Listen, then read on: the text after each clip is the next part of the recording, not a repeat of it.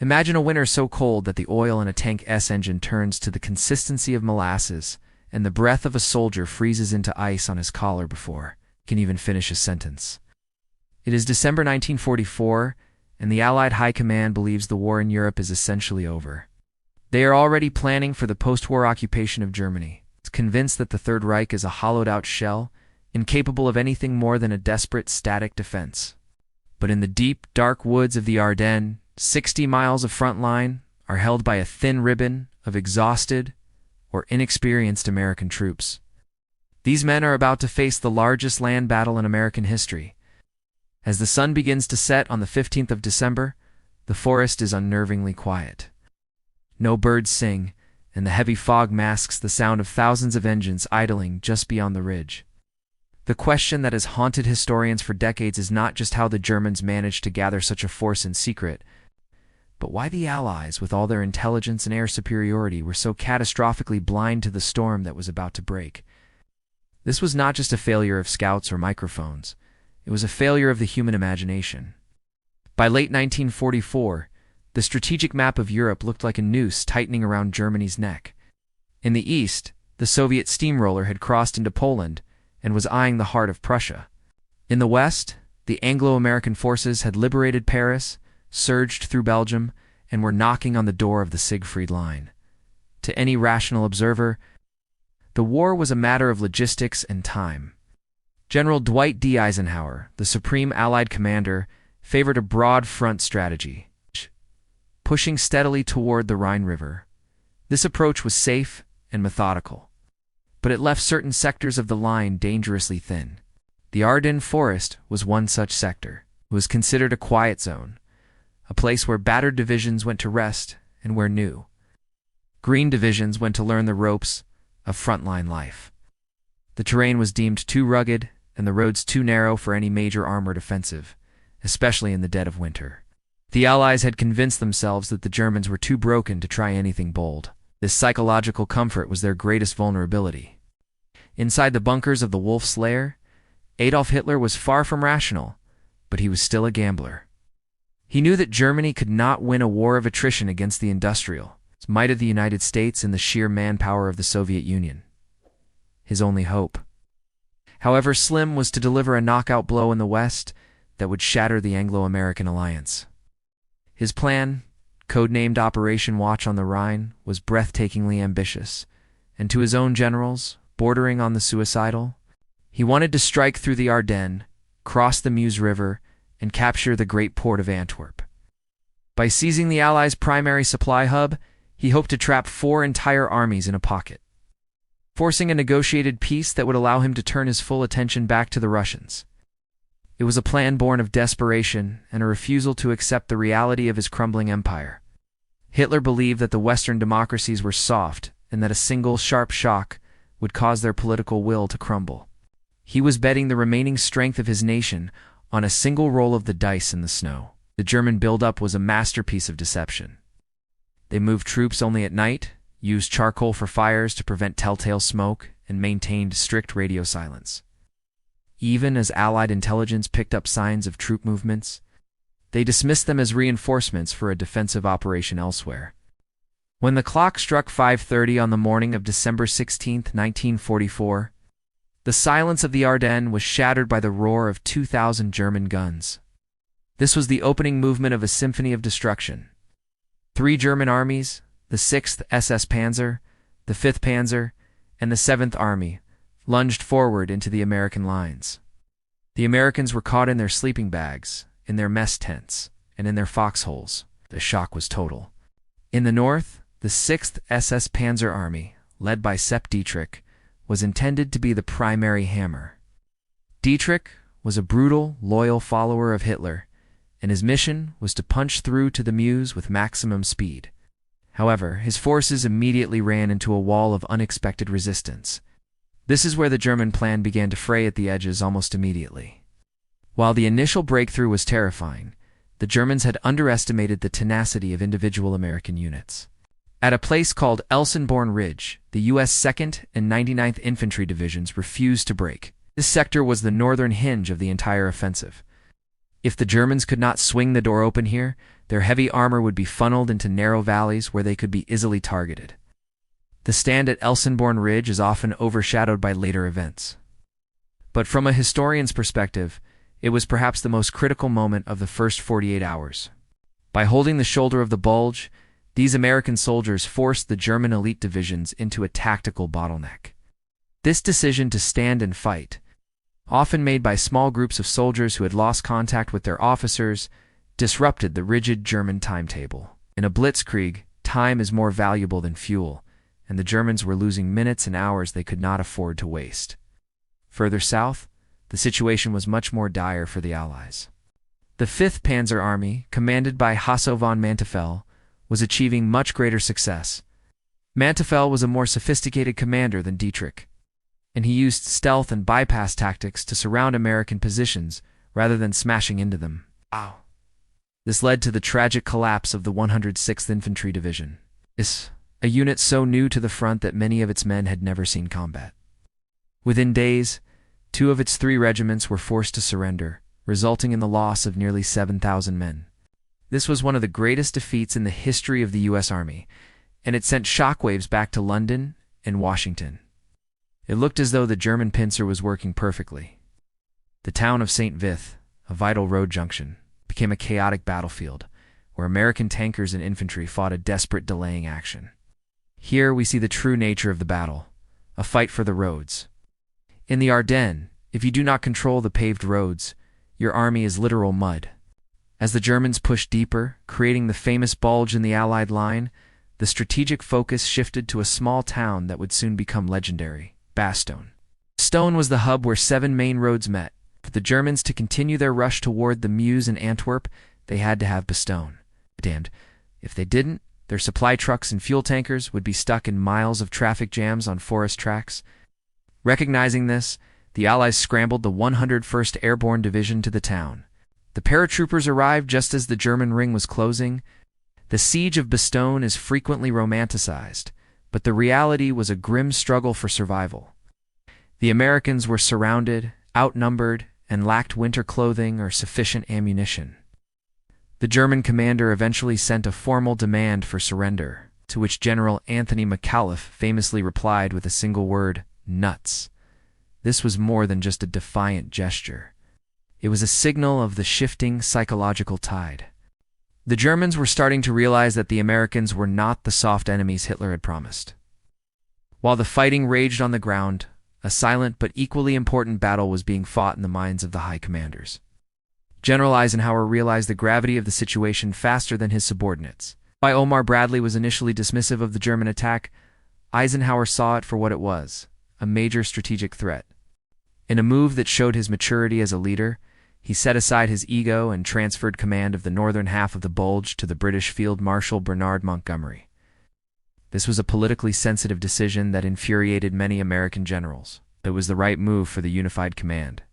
Meanwhile, George's Patton was ordered to do the impossible. Pivot his entire Third Army 90 degrees in the middle of a winter storm and attack the southern flank of the German breakthrough. Patton's ability to execute this maneuver within 3 days remains one of the most impressive logistical and leadership feats of the entire war. It showed that while the Germans could plan a surprise, the Americans could adapt with a speed the Wehrmacht could no longer match. The German offensive was also being strangled by its own mechanical and logistical flaws. The Germans had deployed their most advanced heavy tanks like the Tiger II or King Tiger. On paper, these were the most fearsome weapons on the battlefield, capable of destroying any Allied tank from over a mile away. But in the reality of the Ardennes, they were a liability. These 70-ton monsters were too heavy for many of the local bridges and consumed astronomical amounts of fuel that the Germans did not have. Historians often point to the fuel crisis as the primary reason the offensive failed. The German plan actually relied on capturing Allied fuel dumps to keep their tanks moving.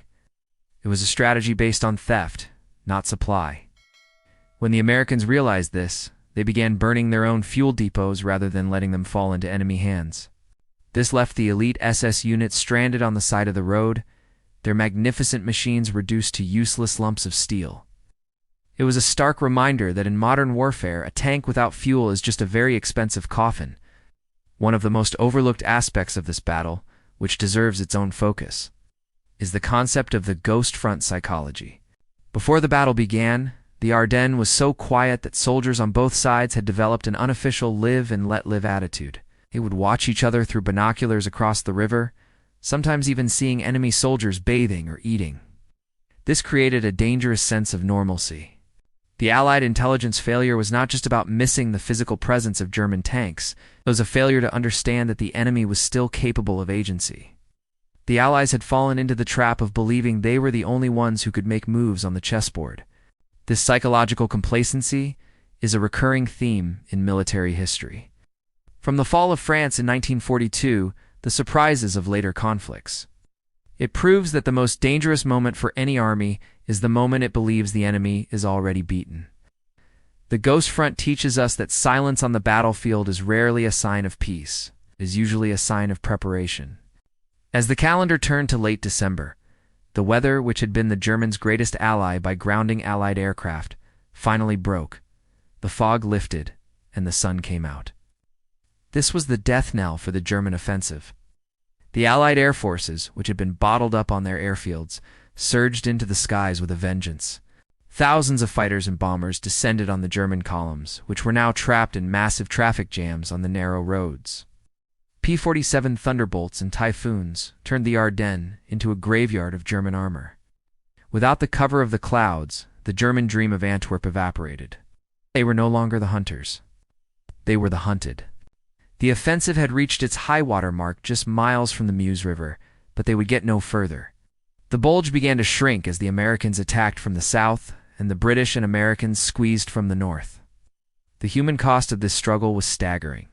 By the time the lines were restored in late January 1945, the Americans had suffered over 80,000 casualties, including nearly 20,000 killed. The Germans lost even more, and more importantly, they lost their last strategic reserves. The equipment and men they threw away in the Ardennes were the very resources. They needed to defend the heart of Germany against the Soviet Union. Hitler had crippled his own defense of the Reich for a gamble that had almost no chance of long-term success. Even if the Germans had reached Antwerp, they could not have held it. They did not have the manpower to secure their flanks or the air power to protect their supply lines. The entire operation was a fantasy of a dying regime, a violent thrashing of a wounded beast that only served to hasten its own end.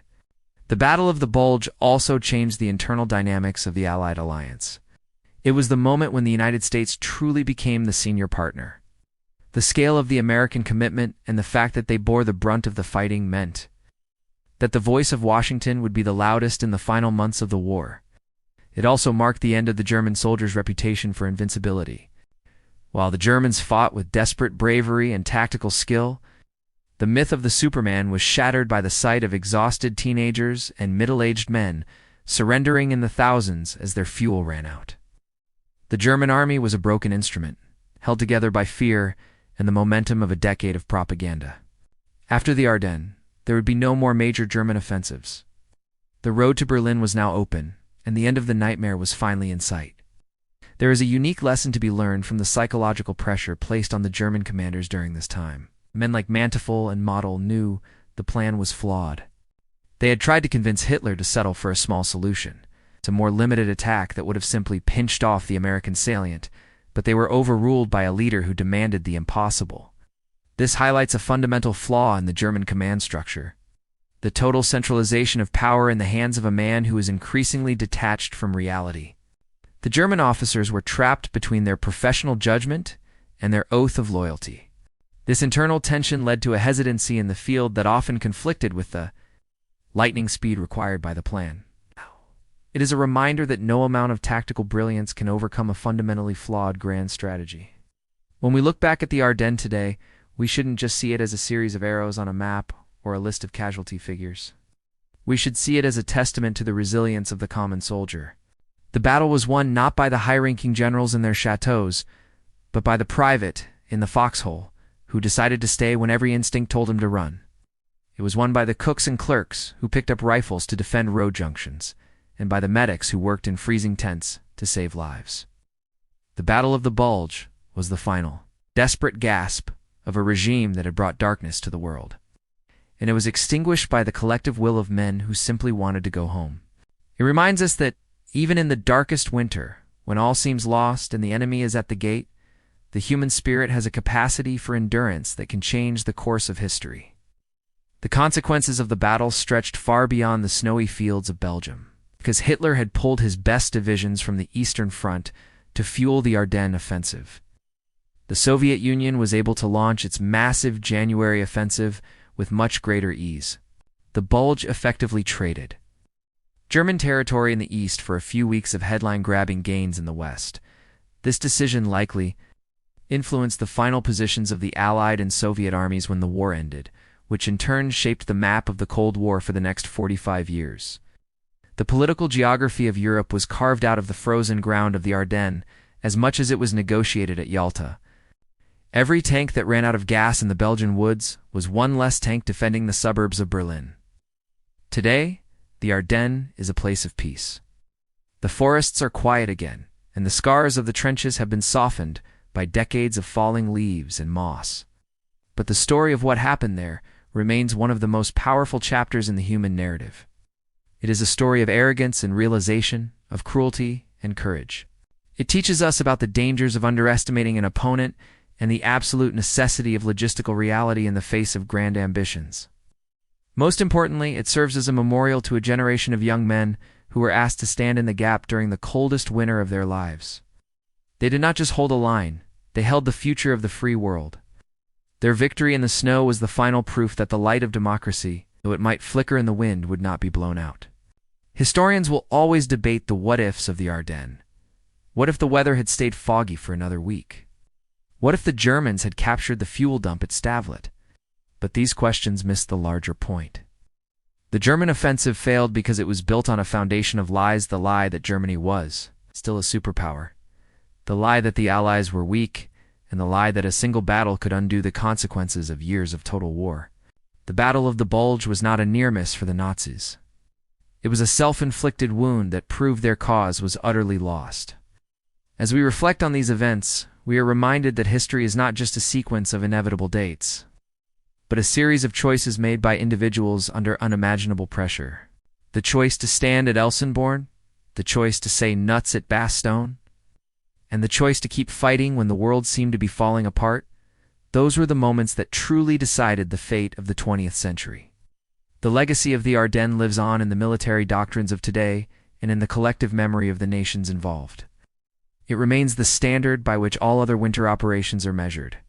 It is a cautionary tale for those who would ignore the importance of intelligence, and a source of pride for those who value the grit of the individual. As the last veterans of that cold winter fade away, it falls to us to keep their story alive, not as a glorification of the violence they endured, but as an understanding of the price that was paid for the world we live in now. The Ardennes was the place where the tide finally and irrevocably turned, leaving behind nothing but the silence of the snow and the lessons of a war that must never be forgotten. The echoes of those 2,000 guns still resonate, a ghostly reminder that freedom is never guaranteed, and that the cost of vigilance is eternal. In the final analysis, the Battle of the Bulge was the moment when the German military finally lost its soul. The atrocities committed by units like Kampfrupp, Piper at Malmedy, where American prisoners were gunned down in cold blood, showed that the Wehrmacht and the SS had completely abandoned the traditional rules of war in their desperation. This brutality backfired, as it only served to harden the resolve of the American soldiers. Instead of being intimidated, the Americans became more determined to end the Nazi regime once and for all. This shift in the moral landscape of the battle was just as significant as any tactical movement. It turned a strategic offensive into a moral crusade. The Germans had hoped to break the Allied spirit, but they ended up forging it into something unbreakable. As the sun set on the final German retreat in late January, it set on more than just an offensive, set on the very idea of the Third Reich as a viable state. The last gamble had failed, and the only thing left was the long, cold walk to the end of the road. The story of the Ardennes is a story of humanity in extremes. It shows us the best and the worst of what we are capable of. It shows the cold-blooded planning of dictators and the warm-blooded bravery of those who oppose them. It is a reminder that even in the most calculated plans of generals, the most important factor is the heart of the person carrying the rifle. That is why the Battle of the Bulge remains the definitive story of the American soldier in World War II. It was their greatest trial, their longest night, and ultimately, their finest hour.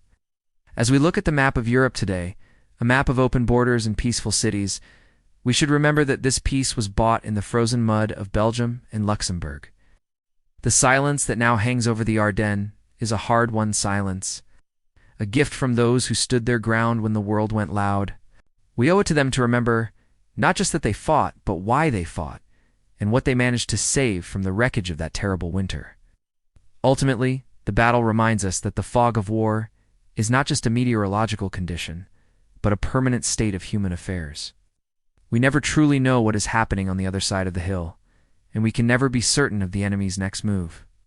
All we can do is prepare, remain humble in our successes, and be resilient in our failures. The Ardennes was a lesson in humility for the Allies, and a lesson in reality for the Germans. It was the point where the dreams of an empire met the reality of a determined people. As the snows melted in the spring of 1945, they revealed the debris of a broken army and the path to a new world. That path was paved with the sacrifices of the Ardennes, a reminder that the road to peace often leads through the most difficult terrain. The story ends not with a victory parade, but with a quiet reflection on the cost of that victory and the enduring strength of those who were willing to pay it. It is a story that ends in the Ardennes, but its meaning belongs to all of us, forever.